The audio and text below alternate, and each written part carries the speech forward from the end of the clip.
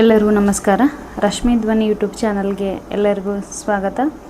ನನ್ನೆಲ್ಲ ಆತ್ಮೀಯ ಪ್ರೀತಿಯ 9ನೇ ತರಗತಿಯ ಮುದ್ದು ಮಕ್ಕಳೇ, ಇಂದಿನ ಈ ದಿನದ ಕನ್ನಡ ತರಗತಿಗೆ ನಿಮ್ಮೆಲ್ಲರಿಗೂ ಮತ್ತೊಮ್ಮೆ ಸ್ವಾಗತ. ಮಕ್ಕಳೇ, ನಾವು ಕಳೆದ ದಿನ ತರಗತಿಯಲ್ಲಿ 9ನೇ ತರಗತಿಯ ಕನ್ನಡ ಭಾಷಾ ಪಠ್ಯಪುಸ್ತಕದಲ್ಲಿ ಬರ್ತಕ್ಕಂತಹ ಭಾಗ 2ರಲ್ಲಿರುವಂತಹ ಒಂದು ಅದ್ಭುತವಾದಂತಹ ನಾಟಕ ಹಾಗೂ ಗದ್ಯ ಭಾಗ, ಅದು ನಮ್ಮ ಕನ್ನಡ ಸಾಹಿತ್ಯದ ಪ್ರಖ್ಯಾತ ಲೇಖಕರಾಗಿರುವಂತಹ ಗಿರೀಶ್ ಕಾರ್ನಾಡ್ ಅವರು ರಚನೆ ಮಾಡಿರ್ತಕ್ಕಂತಹ ತಲೆದಂಡ ಅನ್ನುವಂತಹ ಕೃತಿಯಿಂದ ಆಯ್ಕೆ ಮಾಡಿಕೊಂಡಿರುವ ಒಂದು ದೃಶ್ಯವನ್ನು ಆಯ್ಕೆ ಮಾಡಿಕೊಂಡಿರುವ ಅಧಿಕಾರ ಅನ್ನುವಂತಹ ಒಂದು ಪಾಠವನ್ನು ನಾವು ನೋಡ್ತಾ ಇದ್ವಿ. ಈ ಅಧಿಕಾರ ಅನ್ನುವಂತಹ ಪಾಠದಲ್ಲಿ ಬಸವಣ್ಣ, ಆಮೇಲೆ ಗುಡ್ಡೇವನಾಗಿರ್ತಕ್ಕಂತಹ ಮುದುಕಿ, ಮಂಚಣ್ಣ, ಅದಾದಮೇಲೆ ಬಿಜ್ಜಳ ಮಹಾರಾಜ, ಅವನ ಹೆಂಡತಿ ರಂಭಾವತಿ, ಮಗ ಸೋಮಿದೇವ, ಹೀಗೆ ಅವರ ನಡುವೆ ಇರ್ತಕ್ಕಂತಹ ಸಂಭಾಷಣೆಯನ್ನು ನಾವು ನೋಡಿದ್ವಿ. ಪ್ರಮುಖವಾಗಿ ಬಸವಣ್ಣ, ಬಿಜ್ಜಳ, ಗುಡ್ಡೇವ ಮತ್ತು ಮಂಚನ ಕ್ರಮಿತಿ ಇವರ ನಡುವೆ ಇರ್ತಕ್ಕಂತಹ ನಾವೇನು ಸಂಭಾಷಣೆಯನ್ನು ನಾವು ಕಳೆದ ದಿನ ತರಗತಿಯಲ್ಲಿ ತುಂಬ ಚೆನ್ನಾಗಿ ಅಭ್ಯಾಸವನ್ನು ಮಾಡಿದ್ವಿ. ಸಾರಾಂಶವನ್ನು ಕೂಡ ನಾನು ನಿಮಗೆ ಹೇಳಿದೆ. ಇದನ್ನು ನಾಟಕವನ್ನು ಕೂಡ ನಾವು ಹಾಡ್ಬೋದು ಅನ್ನೋ ರೀತಿಯಲ್ಲಿ ತುಂಬ ಅದ್ಭುತವಾಗಿ ನಮ್ಮ ಗಿರೀಶ್ ಕಾರ್ನಾಡ್ ಸರ್ ಅವರು ಏನು ಮಾಡಿದ್ದಾರೆ, ತುಂಬ ಅದ್ಭುತವಾಗಿ ಪಾಠವನ್ನು ಮಾಡಿದ್ದಾರೆ. ಮಕ್ಕಳ ಇಂದಿನ ತರಗತಿಯಲ್ಲಿ ನಾವು ಈ ಪಾಠದ ಪ್ರಶ್ನೋತ್ತರಗಳನ್ನು ಚರ್ಚೆ ಮಾಡೋಣ. ಅದಕ್ಕಿಂತ ಮುಂಚೆ ನಾವು ಕೃತಿಕಾರರ ಪರಿಚಯವನ್ನು ಒಂದು ಸಲ ನೋಡಿಕೊಂಡು ಆಮೇಲೆ ಪಾಠದ ಪ್ರಶ್ನೋತ್ತರಗಳನ್ನು ನೋಡ್ಕೊಳ್ಳೋಣ ಬನ್ನಿ. ಈಗ ಆಲ್ರೆಡಿ ಮಾಡಿದ್ದೀನಿ ನಿಮಗೆ ಕೃತಿಕಾರ ಪರಿಚಯ. ಒಂದು ಸಲ ಓದ್ಕೊಂಡು ಪ್ರಶ್ನೋತ್ತರಗಳ ಬಗ್ಗೆ ಹೋಗೋಣ. ಕೃತಿಕಾರರ ಪರಿಚಯ. ಬಹುಭಾಷೆಗಳನ್ನು ಬಲ್ಲ ಹಿರಿಮೆಗೆ ಪಾತ್ರರಾಗಿರುವ ಗಿರೀಶ್ ಕಾರ್ನಾಡರು 1938 ಮೇ 19ರಂದು ಮಹಾರಾಷ್ಟ್ರದ ಮಾಥೇರಾನದಲ್ಲಿ ಜನಿಸಿದರು.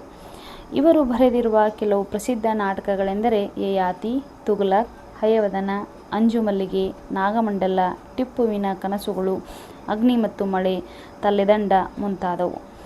ಆಡಾಡತ ಆಯುಷ್ಯ ಇವರ ಆತ್ಮಕಥೆ. ಜ್ಞಾನಪೀಠ ಪ್ರಶಸ್ತಿ ಪುರಸ್ಕೃತರಾದ ಶ್ರೀಯುತರಿಗೆ ಕರ್ನಾಟಕ ಸಾಹಿತ್ಯ ಅಕಾಡೆಮಿ ಪ್ರಶಸ್ತಿ, ಪದ್ಮಶ್ರೀ ಪ್ರಶಸ್ತಿ, ಪದ್ಮಭೂಷಣ ಪ್ರಶಸ್ತಿ, ಕೇಂದ್ರ ಸಂಗೀತ ನಾಟಕ ಅಕಾಡೆಮಿ ಪ್ರಶಸ್ತಿ, ರಾಜ್ಯೋತ್ಸವ ಪ್ರಶಸ್ತಿಗಳನ್ನೊಳಗೊಂಡಂತೆ ಅನೇಕ ಪ್ರಶಸ್ತಿಗಳು ಲಭ್ಯವಾಗಿವೆ. ಚಲನಚಿತ್ರ ಹಾಗೂ ನಾಟಕಗಳನ್ನು ನಿರ್ದೇಶಿಸುವುದರ ಜೊತೆಗೆ ಅಭಿನಯಿಸಿದ್ದಾರೆ. ಪ್ರಸ್ತುತ ಅಧಿಕಾರ ಪಠ್ಯಭಾಗವನ್ನು ತಲೆದಂಡ ನಾಟಕದ 3ನೇ ದೃಶ್ಯದಿಂದ ಆರಿಸಿಕೊಳ್ಳಲಾಗಿದೆ. ಪದಗಳ ಅರ್ಥವನ್ನು ಒಂದು ಸಲ ನೋಡ್ಕೊಳ್ಳೋಣ. ಯಾಕಪ್ಪ ಅಂತಂದ್ರೆ 1 ಮಾರ್ಕ್ಸ್ ಕ್ವಶನಲ್ಲಿ ಅಥವಾ ಬಿಟ್ಟ ಸ್ಥಳ ಇಂಥ ಸಂದರ್ಭದಲ್ಲಿ ಏನು ಮಾಡ್ಬೋದು, ಇವುಗಳನ್ನು ಕೇಳುವಂತಹ ಒಂದು ಚಾನ್ಸ್ ಇರುತ್ತೆ. ಹೀಗಾಗಿ ಒಂದು ಸಲ ನೋಡ್ಕೊಂಡ್ವಿ ಅಂತಂದ್ರೆ ನೀವು ಈ ವಿಡಿಯೋವನ್ನು ನೋಡುವಾಗ ನಿಮಗೆ ಮತ್ತೊಮ್ಮೆ ಇದು ಪುನರಾವರ್ತನೆ ಆಗ್ಬೋದು. ಮಕ್ಕಳೇ, ಅನುಭವ. ಅತೀಂದ್ರಿಯವಾದ ಅನುಭವ.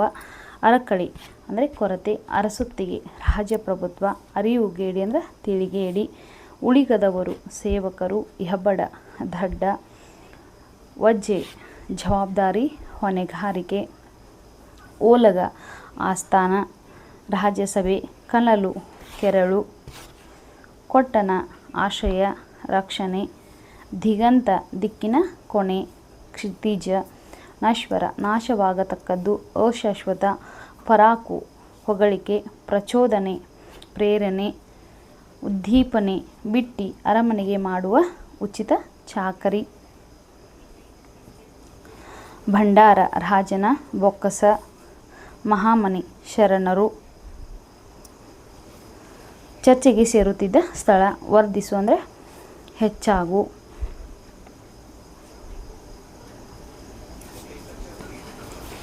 ವೀರಗಲ್ಲು, ಯುದ್ಧದಲ್ಲಿ ಮಡಿದ ವೀರರ ಸಲುವಾಗಿ ನಿಲ್ಲಿಸುತ್ತಿದ್ದ ಸ್ಮಾರಕ, ವೃಷಭ, ಎತ್ತು, ಬಸವ, ಸಂಭಾಳಿಸು, ಸುಧಾರಿಸು, ನಿರ್ವಹಿಸು, ಹೊಳ್ಳಿ, ಮರಳಿ, ವಾಪಸ್ಸು.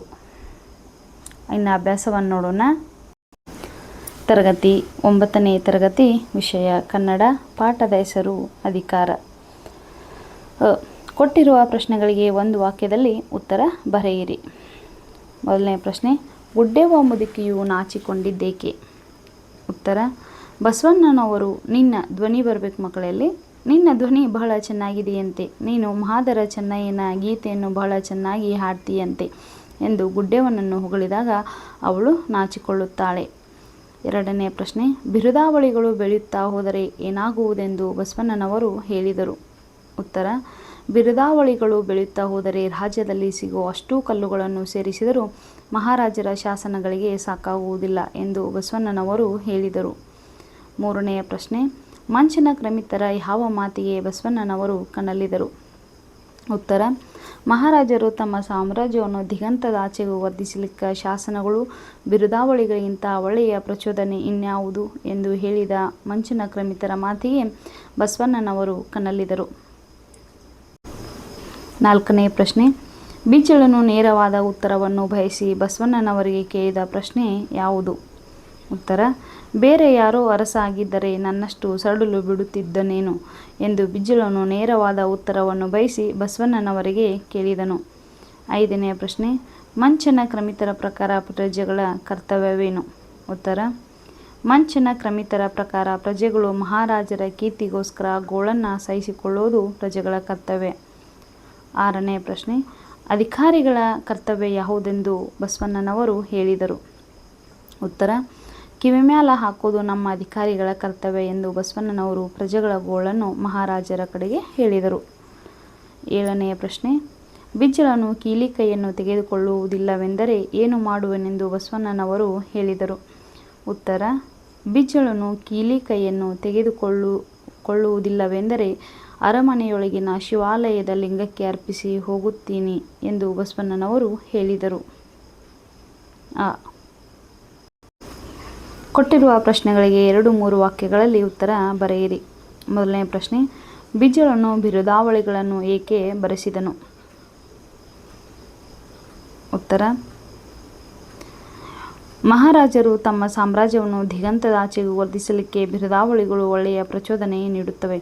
ಮನುಷ್ಯ ಜೀವನ ನಶ್ವರ, ಆದರೆ ಬಿರುದಾವಳಿಗಳನ್ನು ಹೊಂದಿರುವ ಶಾಸನ ಇನ್ನೊಂದು ಸಹಸ್ರ ವರ್ಷ ಗಟ್ಟಿಯಾಗಿ ನಿಂತು ಮಹಾರಾಜರ ಕೀರ್ತಿಯನ್ನು ದಿಗಂತದವರೆಗೂ ಹಾಡಿ ಹಬ್ಬಿಸುತ್ತವೆ. ಎರಡನೇ ಪ್ರಶ್ನೆ, ಬಿಜ್ಜಳನನ್ನು ಕುರಿತು ವಂದಿ ಮಾಗಧರು ಏನೆಂದು ಪರಾಕು ಮಾಡಿದರು? ಉತ್ತರ, ಮಹಾರಾಜಾಧಿರಾಜ ಕಾಳಂಜರ ಪುರಾಧೀಶ್ವರ ಸುವರ್ಣ ಋಷಭಧ್ವಜ ಡಮರು ತೂರ್ ನಿರ್ಘೋಷಣ ಕಲಚೂರ ವಂಶ ಕಮಲ ಭಾಸ್ಕರ ತ್ರಂಬಕ ಪಾದ ಪದ್ಮ ಮಧುಪ ಶನಿಹಾರ ಸಿದ್ಧಿ ಭುಜಬಲ ಚಕ್ರವರ್ತಿ ಬಿಜ್ಜಳ ದೇವರಾಜ ಭೂಪರಾಕ್ ಎಂದು ನಂದಿ ಮಾಗಧರು ಪರಾಕು ಮಾಡಿದರು. ಮೂರನೆಯ ಪ್ರಶ್ನೆ, 15 ವರ್ಷಗಳ ಹಿಂದೆಯೇ ಬಸವಣ್ಣನವರು ಬಿಜ್ಜಳನಿಗೆ ಏನೆಂದು ಹೇಳಿದ್ದರು? ಉತ್ತರ, ಭಂಡಾರದಲ್ಲಿ ದುಡಿಯೋದು ಬಿಜ್ಜಳ ಮಹಾರಾಜರ ಅನುಕೂಲತೆಗಾಗಿ ಅಲ್ಲ. ಆ ಸಂಪತ್ತು ರಾಜವಂಶದ ಸ್ವತ್ತಲ್ಲ, ಜನರ ಸ್ವತ್ತು. ಪ್ರಜೆಗಳ ಪಾಲಕ ಅಂತ ರಾಜನಿಗೆ ಅಲ್ಲಿ ಅಧಿಕಾರ ಇದೆ, ಆದರೆ ರಾಜನ ಮನೆಯವರಿಗೆ ಅಲ್ಲಿ ಪ್ರವೇಶವಿಲ್ಲ ಎಂದು 15 ವರ್ಷಗಳ ಹಿಂದೆಯೇ ಬಸವಣ್ಣನವರು ಬಿಜ್ಜಳನಿಗೆ ಹೇಳಿದ್ದರು. ನಾಲ್ಕನೆಯ ಪ್ರಶ್ನೆ, ಶಾಸನಗಳನ್ನು ಹಾಕಿಸುವುದರ ಬಗೆಗೆ ಬಸವಣ್ಣನವರ ಅಭಿಪ್ರಾಯವೇನು? ಉತ್ತರ, ಶಾಸನಗಳ ಬಗೆಗೆ ಬಸವಣ್ಣನವರಿಗೆ ನಂಬಿಕೆ ಇರಲಿಲ್ಲ. ಕೊರೆದಿಟ್ಟ ಅಕ್ಷರಗಳನ್ನು ಓದಲಿಕ್ಕೆ ಕಣ್ಣು ಬೇಕು, ಹಾಡಲಿಕ್ಕೆ ನಾಲಿಗೆ ಬೇಕು. ಈ ಸ್ಥಾವರ ಶಿಲೆಗಳಿಂದೇನಾಗಬೇಕು? ಹೊರಡುವ ಅರ್ಥವನ್ನು ಈ ಮನುಷ್ಯ ದೇಹ ಹೊರಡಿಸುವುದು. ಅದಕ್ಕೆ ನಾವು ಮೊದಲು ಮನುಷ್ಯರ ಕಾಳಜಿಯನ್ನು ಮಾಡಬೇಕು ಎಂದು ಶಾಸನಗಳನ್ನು ಹಾಕಿಸುವುದರ ಬಗೆಗೆ ಬಸವಣ್ಣನವರು ಅಭಿಪ್ರಾಯ ಪಟ್ಟಿದ್ದಾರೆ. ಕೊಟ್ಟಿರುವ ಪ್ರಶ್ನೆಗಳಿಗೆ 8-10 ವಾಕ್ಯಗಳಲ್ಲಿ ಉತ್ತರ ಬರೆಯಿರಿ.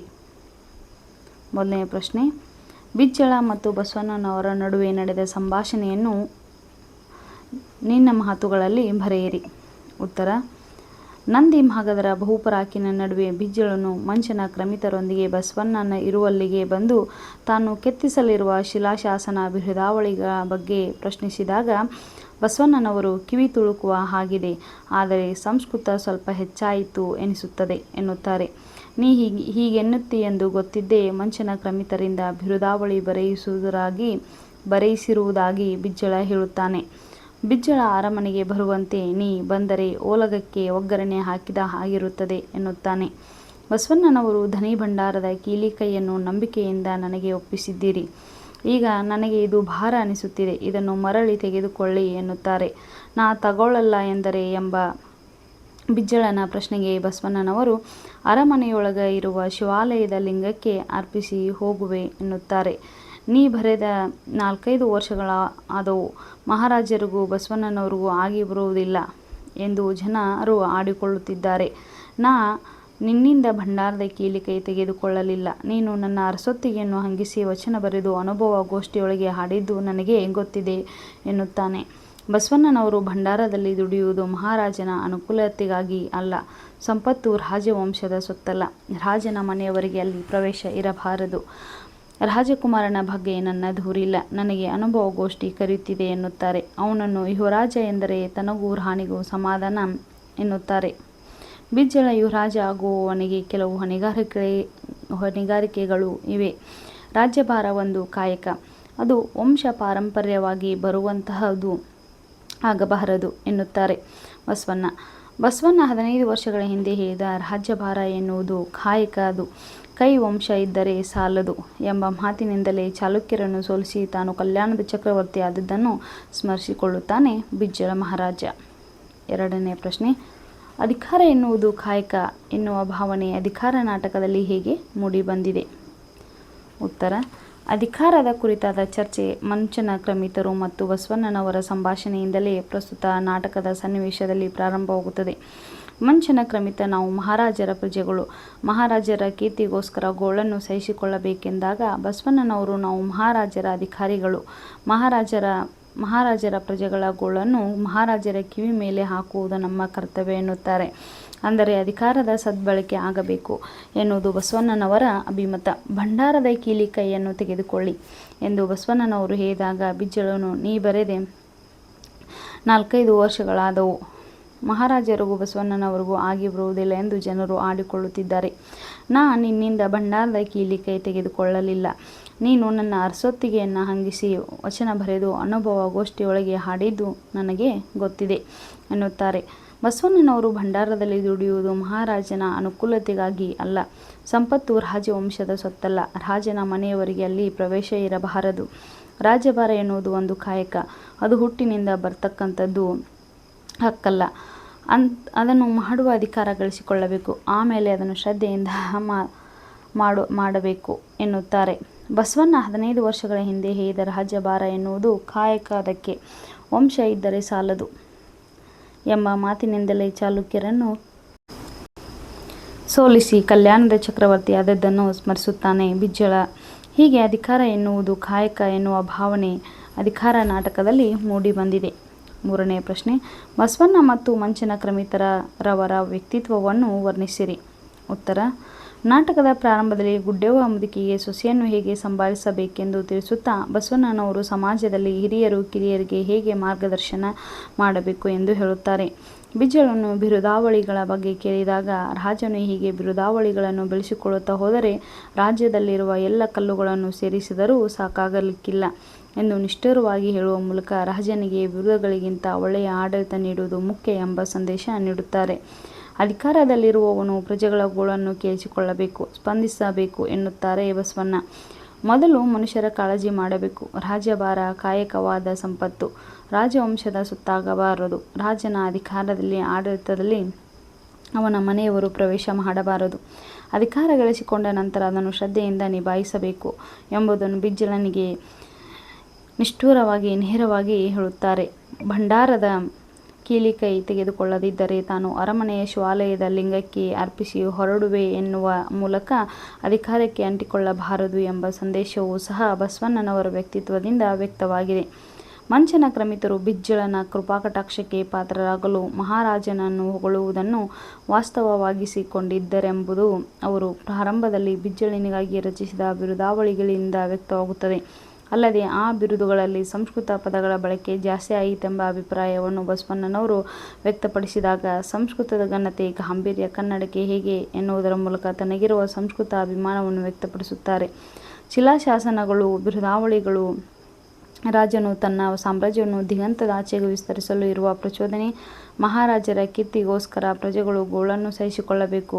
ಮನುಷ್ಯ ಜೀವನ ನಶ್ವರ, ಮನುಷ್ಯರು ಅಳಿಯುತ್ತಾರೆ. ಆದರೆ ಶಿಲಾಶಾಸನಗಳು, ಬಿರುದಾವಳಿಗಳು ಸಹಸ್ರ ವರ್ಷ ಗಟ್ಟಿಯಾಗಿ ನಿಂತು ಮಹಾರಾಜರ ಕೀರ್ತಿಯನ್ನು ದಿಗದಿಗಂತಕ್ಕೆ ಹಬ್ಬಿಸುತ್ತವೆ ಎಂದು ಹೇಳುವ ಮೂಲಕ ಬಿಜ್ಜಳನಲ್ಲಿ ಬಿರುದುಗಳನ್ನು ಕೆತ್ತಿಸುವುದರ ಬಗ್ಗೆ ಮತ್ತಷ್ಟು ಪ್ರಚೋದನೆ ನೀಡುತ್ತಾರೆ. ಒಟ್ಟಾರೆಯಾಗಿ ತನ್ನ ಹಿತಸಾಧನೆಗೆ ಮಹಾರಾಜರನ್ನು ಹೇಗೆ ಬಳಸಿಕೊಳ್ಳುವುದು ಹೊಂದಿದ್ದರೆನ್ನುವುದು ಪ್ರಸ್ತುತ ಸನ್ನಿವೇಶದಲ್ಲಿ ವ್ಯಕ್ತವಾಗುತ್ತದೆ. ಈ ಸಂದರ್ಭ ಸಹಿತ ಸ್ವಾರಸ್ಯವನ್ನು ವಿವರಿಸಿ. 1ನೇ ಪ್ರಶ್ನೆ, ನಿನ್ನ ಮಾತು ಯಾರು ತೆಗೆದು ಹಾಕ್ತಾರಪ್ಪ ಬಸವಣ್ಣ? ಆಯ್ಕೆ: ಅಧಿಕಾರ ಎನ್ನುವ ನಾಟಕದ ಈ ವಾಕ್ಯವನ್ನು ಗಿರೀಶ್ ಕಾರ್ನಾಡ್ ಅವರ ತಲೆದಂಡ ಎನ್ನುವ ನಾಟಕದಿಂದ ಆರಿಸಿಕೊಳ್ಳಲಾಗಿದೆ. ಸಂದರ್ಭ: ಬಸವಣ್ಣ ಗುಡ್ಡೆವ್ವನ ಬಳಿ, ಗುಡ್ಡೆವ್ವ, ನಿನ್ನ ಸೊಸಿ ಇನ್ನೂ ಸಣ್ಣಾಕಿ ಅಂದಾಗ ನೀನು ಸ್ವಲ್ಪ ಸಂಭಾಳಿಸ್ಕೋಬೇಕು, ನನ್ನ ಮಾತು ಕೇಳಂಗಿದ್ದರೆ ಒಂದು ಹೇಳ್ತೀನಿ ಎಂದು ಹೇಳಿದ ಸಂದರ್ಭದಲ್ಲಿ ಮುದುಕಿ ಈ ಮಾತನ್ನು ಹೇಳುತ್ತಾಳೆ.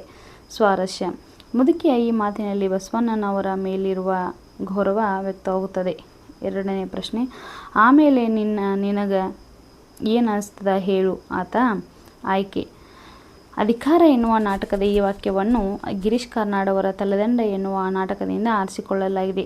ಸಂದರ್ಭ: ನಿನ್ನ ಮನೆಗೆ ನಾವಲ್ಲೆಪ್ಪ, ಅಲ್ಲಿ ನೀ ದಲಿತರನ್ನೆಲ್ಲ ಕರೆಸಿಕೋತಿ ಅಂತ ಅವರ ಸಂಗಾಟ ಎಂದು ಮುದುಕಿ ಹೇಳಿದಾಗ ಬಸವಣ್ಣ, ನಿನಗೆಲ್ಲಿ ಸರಿ ಅನಿಸ್ತೈತಿ ಅಲ್ಲಿ ಕೂಡುವೆ, ನೀ ಹಾಡು ಹೇಳು ಅವರು ಹಾಡ್ತಾರೆ ಎಂದು ಹೇಳುವ ಸಂದರ್ಭದಲ್ಲಿ ಈ ಮಾತನ್ನು ಬಸವಣ್ಣ ಹೇಳುತ್ತಾರೆ. ಸ್ವಾರಸ್ಯ: ಈ ಮಾತಿನಲ್ಲಿ ಬಸವಣ್ಣ ಮುದುಕಿಯ ಭಾವನೆಗೆ ಗೌರವ ನೀಡುವುದನ್ನು ಕಾಣುತ್ತೇವೆ. ಮೂರನೇ ಪ್ರಶ್ನೆ: ಸಂಸ್ಕೃತಕ್ಕಿರೋ ಘನತೆ, ಗಾಂಭೀರ್ಯ ಕನ್ನಡಕ್ಕೆ ಹ್ಯಾಂಗ ಬಂದೀತು? ಆಯ್ಕೆ: ಅಧಿಕಾರ ಎನ್ನುವ ನಾಟಕದ ಈ ವಾಕ್ಯವನ್ನು ಗಿರೀಶ್ ಕಾರ್ನಾಡ್ ಅವರ ತಲೆದಂಡ ಎನ್ನುವ ನಾಟಕದಿಂದ ಆರಿಸಿಕೊಳ್ಳಲಾಗಿದೆ. ಸಂದರ್ಭ: ಬಿರುದಾವಳಿಗಳಲ್ಲಿ ಸಂಸ್ಕೃತ ಹೆಚ್ಚಾತೋ ಏನೋ ಎಂದು ಬಸವಣ್ಣ ಹೇಳಿದಾಗ ಬಿಜ್ಜಳನು ಹೊಸ ಶಿಲಾಶಾಸನ ಬರೆಸ್ತಿದ್ದೆ, ಅದರ ಸಲುವಾಗಿ ನಮ್ಮ ಮಂಚನ ಕ್ರಮಿತರು ರಚಿಸಿದರು ಎಂದು ಹೇಳಿದ ಸಂದರ್ಭದಲ್ಲಿ ಮಂಚನ ಕ್ರಮಿತರು ಈ ಮಾತನ್ನು ಹೇಳಿದರು. ಸ್ವಾರಸ್ಯ: ಈ ಮಾತಿನಲ್ಲಿ ಮಂಚನ ಕ್ರಮಿತರಿಗೆ ಸಂಸ್ಕೃತ ಭಾಷೆಯ ಮೇಲಿರುವ ಅಭಿಮಾನ ವ್ಯಕ್ತವಾಗಿದೆ. ನಾಲ್ಕನೇ ಪ್ರಶ್ನೆ: ನಾ ಭಂಡಾರದಲ್ಲಿ ದುಡಿಯೋದು ಬಿಜ್ಜಳ ಮಹಾರಾಜರ ಅನುಕೂಲತೆಗಾಗಿ ಅಲ್ಲ. ಆಯ್ಕೆ: ಅಧಿಕಾರ ಎನ್ನುವ ನಾಟಕದ ಈ ವಾಕ್ಯವನ್ನು ಗಿರೀಶ್ ಕಾರ್ನಾಡ್ ಅವರ ತಲೆದಂಡ ಎನ್ನುವ ನಾಟಕದಿಂದ ಆರಿಸಿಕೊಳ್ಳಲಾಗಿದೆ. ಸಂದರ್ಭ: ಬಿಜ್ಜಳ ಅರಸನು ಬಸವಣ್ಣನವರ ಬಳಿ ನಮ್ಮ ಅರಸೊತ್ತಿಗೆಯನ್ನು ಹಂಗಿಸಿ ನೀ ವಚನ ಬರದಿ, ನಿಮ್ಮ ಅನುಭವ ಗೋಷ್ಠಿಯೊಳಗ ಹಾಡಿದಿ, ನನಗ ಗೊತ್ತೈತಿ ಎಂದು ಹೇಳಿದ ಸಂದರ್ಭದಲ್ಲಿ ಬಸವಣ್ಣ ಈ ಮಾತನ್ನು ಹೇಳಿದರು. ಸ್ವಾರಸ್ಯ: ಬಿಜ್ಜಳ ಅರಸನ ಭಂಡಾರ ಮಂತ್ರಿಯಾದರೂ ಬಸವಣ್ಣ ರಾಜನ ಗುಲಾಮನಲ್ಲ ಎನ್ನುವ ಭಾವ ವ್ಯಕ್ತಗೊಂಡಿದೆ. ಐದನೇ ಪ್ರಶ್ನೆ: ಹೊಸ ಪದ್ಧತಿ ಇದ್ದೀತು ಮಹಾಸ್ವಾಮಿ, ನಾನಿನ್ನೂ ಕಲಿತಿಲ್ಲ. ಆಯ್ಕೆ: ಅಧಿಕಾರ ಎನ್ನುವ ನಾಟಕದ ಈ ವಾಕ್ಯವನ್ನು ಗಿರೀಶ್ ಕಾರ್ನಾಡ್ ಅವರ ತಲೆದಂಡ ಎನ್ನುವ ನಾಟಕದಿಂದ ಆರಿಸಿಕೊಳ್ಳಲಾಗಿದೆ. ಸಂದರ್ಭ: ಮಹಾರಾಜ ರಾಜಕುಮಾರನಿಗೆ ಯುವರಾಜ ಪಟ್ಟವನ್ನು ಕಟ್ಟಿರುವುದು ನನಗೆ ತಿಳಿದಿಲ್ಲ ಎಂದು ಬಸವಣ್ಣ ಹೇಳಿದಾಗ ಅರಸ ಬಿಜ್ಜಳನು, ರಾಜಧಾನಿಯಲ್ಲಿ ಒಬ್ಬನೇ ರಾಜಪುತ್ರ ಇದ್ದಾಗ ಅವ ನನ್ನ ಯುವರಾಜ ಅಂತ ಕರೆಯೋದು ಒಂದು ಪದ್ಧತಿ ಎಂದು ಹೇಳಿದ ಸಂದರ್ಭದಲ್ಲಿ ಬಸವಣ್ಣ ಈ ಮಾತನ್ನು ಹೇಳುತ್ತಾರೆ. ಸ್ವಾರಸ್ಯ: ಈ ಮಾತಿನಲ್ಲಿ ಬಸವಣ್ಣನಿಗೆ ಯುವರಾಜನ ಮೇಲಿರುವ ಅಸಮಾಧಾನ ವ್ಯಕ್ತವಾಗುತ್ತದೆ. ಆರನೇ ಪ್ರಶ್ನೆ: ರಾಜ್ಯಭಾರ ಅಂದರ ಕಾಯಕ, ಅದಕ್ಕೆ ವಂಶ ಇದ್ದರ ಸಾಲದು.